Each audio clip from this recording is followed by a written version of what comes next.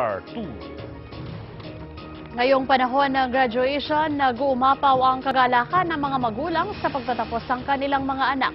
Para naman sa mga batang nagtapos, ang mga natamong karangalan ay hindi lamang alay sa paghihirap ng kanilang mga magulang, ngunit kagalakan din sa pagsisikap na ginawa sa buong isang taon.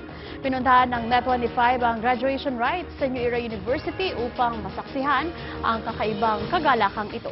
Ang detalye sa report kay Eden Suarez.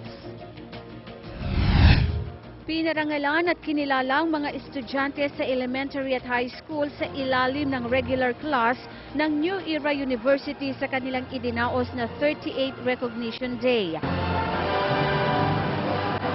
Umaga, isinagawa ang Recognition Day ng mga estudyante sa elementary, habang hapon naman ang high school. Para sa mga nagtamo ng karangalan, ang bawat medalya at sertipikong tinanggap ang kanila raw maisusukli sa ngayon sa kanilang mga magulang na walang sawang sumuporta at nagtaguyod ng kanilang edukasyon para lang mabigyan sila ng magandang kinabukasan. Talagang ini-encourage ko siya, minomotivate na mag-aral mabuti. Masaya po yun kasi yung mga practicing po namin araw-araw, tapos yung mga paghihirap po sama-sama kaming nanalo. Kapag makipag-compete siya, sabihin ko lang, oh sige anak, kayang-kaya mo yan.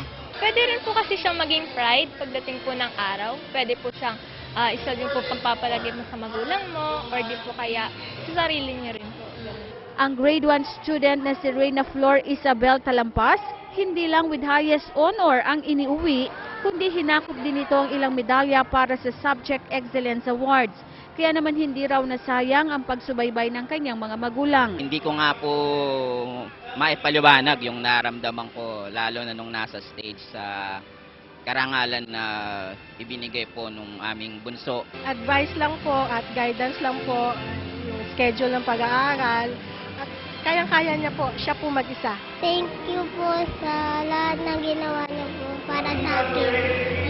Hindi rin nagpahuli sa dami ng medalyang tinanggap ang second-year high school student na si Phoebe Salvador, ang anak ng mag-asawang Rex at Liz Salvador na kapwa na sa industriya ng pamamahayag. Kaya naman bukod sa natamong with highest honor sa kanilang klase at Subject Excellence Awardee, ay pinarangalan din siya bilang first place sa copy reading and headlining sa District Secondary Schools Press Conference at fourth place naman sa Division Secondary Schools Press Conference. Ayon sa kanyang mga magulang, patuloy ang suportang ibibigay nila sa anak hanggang sa matamo nito ang kanyang mga pangarap. I'm proud of her. Yun lang. Sana pagpatuloy ito hanggang sa matapos niya yung kanyang pag-aaral. Siyempre, susuportahan ko siya 101%.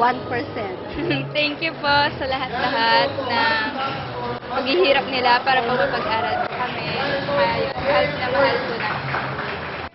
Pero hindi raw sapat ang edukasyon lang sa paghubog ng mga kabataan, kundi dapat ay sabayan ng mga magulang at mga guro ng pagtuturo ng mabubuting asal upang maging makadiyos at maging mabuting mamamayan.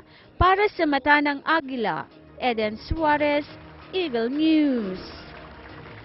Abangan, 2 pahinante ng nawalang cargo truck na-recover sa Cavite arestado. Pilipinas planong mag-export ng yellow onion sa iba pang mga bansa. Foreign Reserve